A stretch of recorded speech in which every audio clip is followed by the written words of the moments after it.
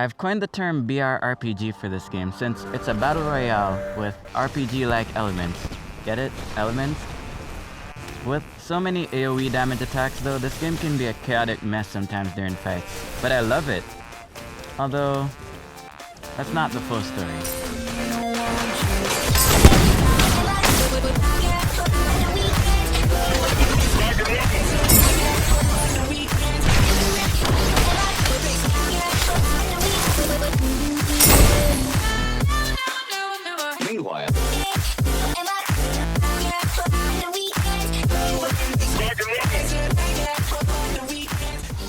Now, I did call this a BRRPG, so I'll explain further. It keeps the elements of a battle royale like the shrinking circle to bring everyone closer together, the loot-in at the start of a match to find all your essential items, and the you only get one life situation. On the RPG side of things, you get different classes suitable for different playstyles, and you get to level this up as you go through the game. Unlike every other battle royale I know of, there are no guns in this game. Instead, you fight via these magical gauntlets imbued with different elements. Elements such as fire, frost, toxic, lightning, wind, and stone. Before each match, you get to select a class. The classes will determine the primary gauntlet that you run, and this is the gauntlet that you also level up throughout the game, since you can't change it. Each time you get to ring, your gauntlet will level up, and this will grant you new abilities or perks on top of what you already have. These perks, as I call them, can range anywhere from doing extra damage if certain conditions are met, to straight up not being affected by your own attacks. Since yes, your attacks can hurt you and your teammates. There is team fire in this game. The fact that you can take damage from your own attacks, some people say is a bad thing, but I see it as a good thing. This means that you actually have to think about what you're doing and you can't just spam random attacks hoping to hit something, as you might just end up killing your teammate or even yourself. Now back to the gauntlets. I did mention that you have to select your class, which determines your primary gauntlet, but you also get to find a secondary gauntlet throughout the game. You can switch this one out at any time, unlike your primary, which is kind of permanent. But you don't get the same perks and abilities as someone who's using the same gauntlet as their primary. So for example, if you pick the Tempest class, which grants you the Wind Gauntlet, you get to use your attacks to push yourself in the opposite direction. If you pick up a Wind Gauntlet on the ground, you do not get this ability. You can, however, find different rarities of the same gauntlet. These different rarities may offer you things such as increased damage, less mana consumption, etc. So if you pick the Tempest class, for example, you can upgrade your gauntlet if you find a higher rarity Wind Gauntlet, and this applies to your secondary as well. I did mention mana just now, so I'll briefly explain what that is.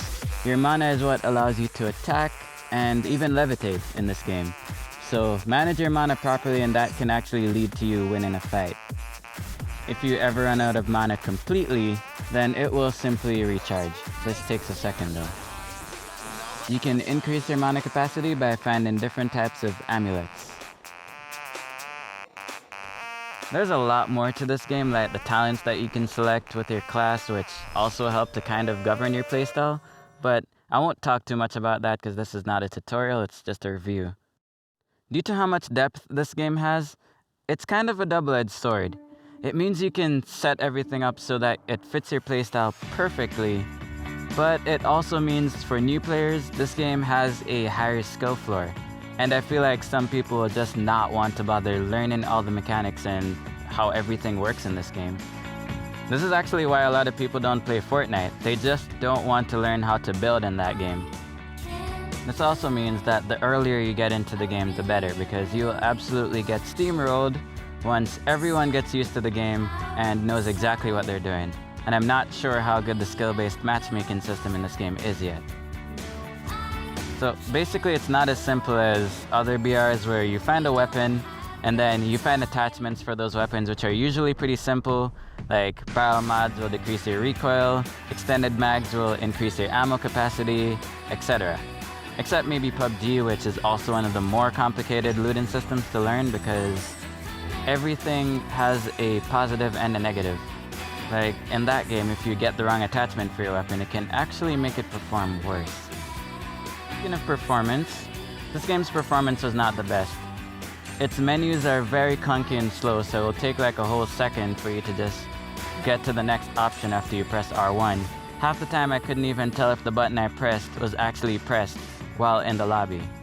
So that wasn't good. It was actually a terrible lobby experience.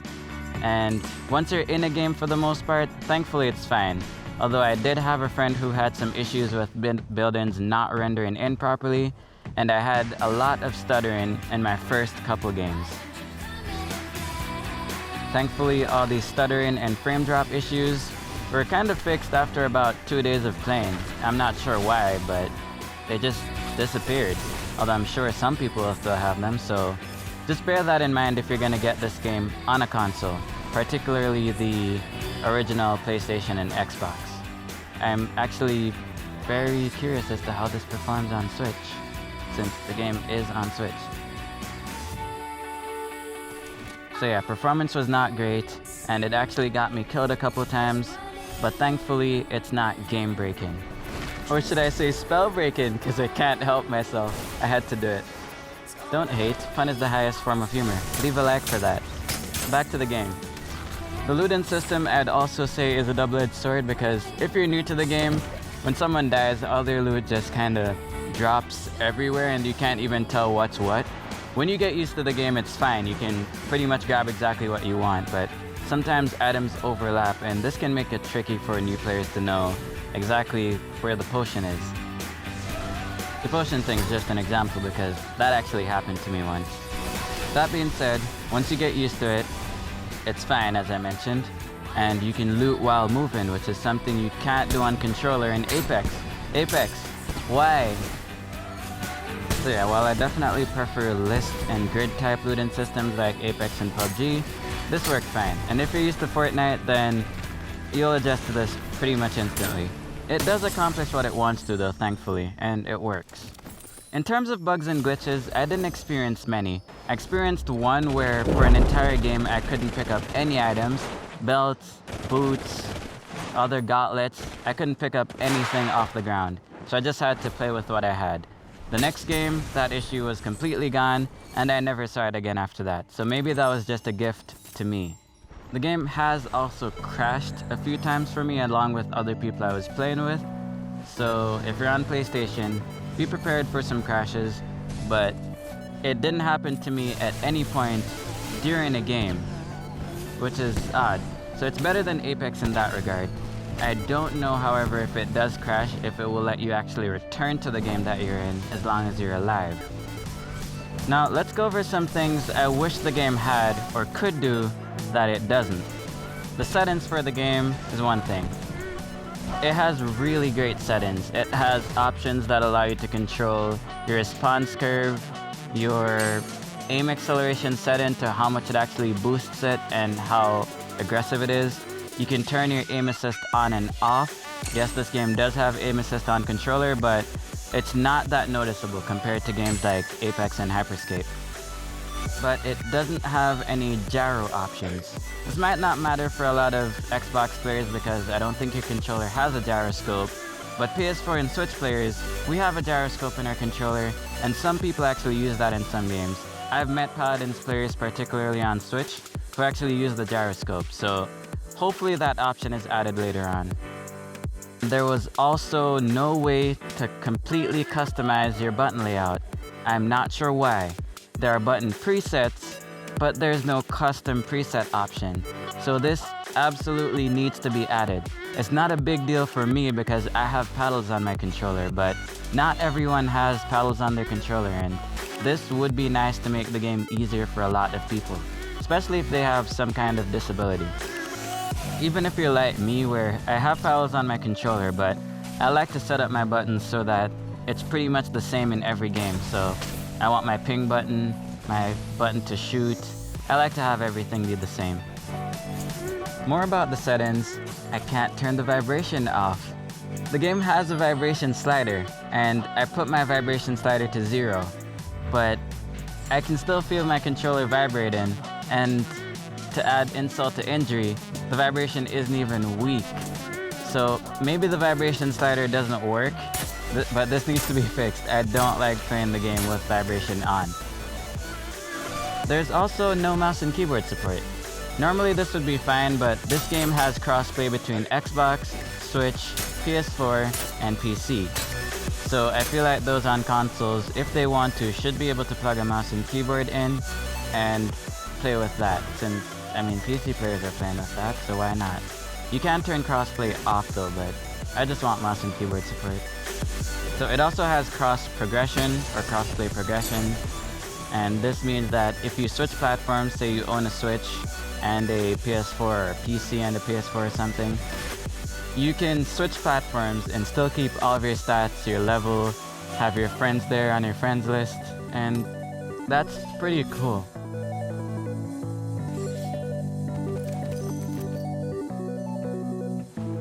Another thing I hope is added later on is the ability to drop certain items.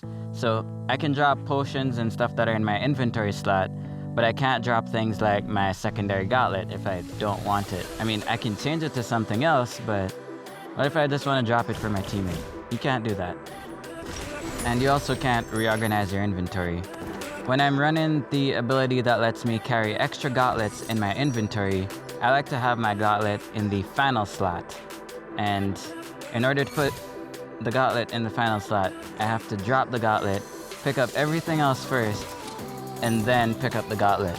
I can't actually just reorganize it, and that is sad.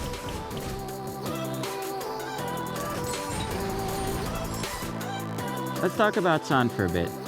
Well, I think the music in the game is fine. It's certainly no Rocket League though, so just like I do in every single game that's not Rocket League, I turn the music volume all the way down.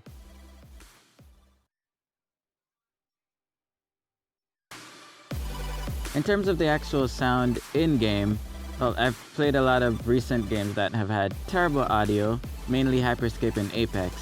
So the audio in this game is actually very good. You can hear exactly where people are, including their altitude if you have good headphones. Which I can't say the same for Apex.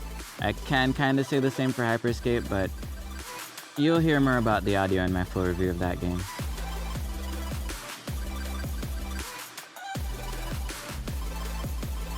I can't praise the voice chat audio, however. The voice chat quality in this game is not very good. If you can use Discord or a party or something, then do that, because you're not gonna have a good time in this game's voice chat. You can technically still hear what people are saying, but it's just not a pleasant experience in my opinion.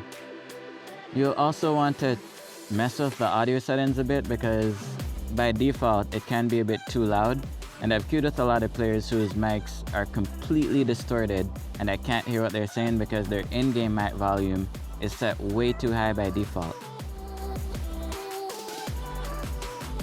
You also can't really tell how loud your voice is going to sound to the other person because, well, you can't really hear yourself while adjusting the sliders. So you're kind of just guessing at what volume would be best. What I did was I spoke softly, and then I checked whether or not I could see the icon lighting up in-game to tell that it's hearing me. And then I would adjust it based on that. But add an option for me to use my system's mic volume, please, because that's already fine where it is, and I don't need to have in-game voice options as well. Just to be clear, I'm not saying that having the option to control your voice chat volume in-game is a bad thing. It's certainly a good thing, but I'd like to also just have a chat box I can check to just use the system volume or something along those lines, because, well, as I mentioned, I can't really hear myself, so I can't tell what it's supposed to be set to. So yeah, while the game's voice chat definitely works, you're better off joining a party. Just join a party or Discord or something, if you can.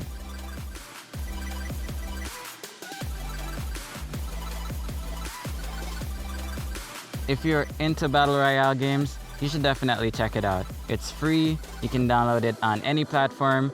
The amount of space it takes up is small. For me, it was about 10 gigabytes on my PS4. And it doesn't take too long to launch either. I actually don't play certain games just because of how long they take to launch. If you're not into Battle Royale games, then you may not like this one. It may have different elements to it, no pun intended, but it's still very much a Battle Royale game. So that means most of the negatives that you may not like about Battle Royale games are still here.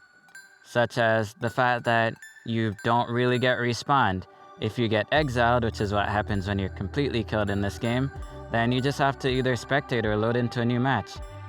Which I actually like how this game handles the spectate function. You don't instantly go to spectating your opponent. You go to a screen looking at their stats up to that point in the game, and then you can choose whether or not you want to spectate that player.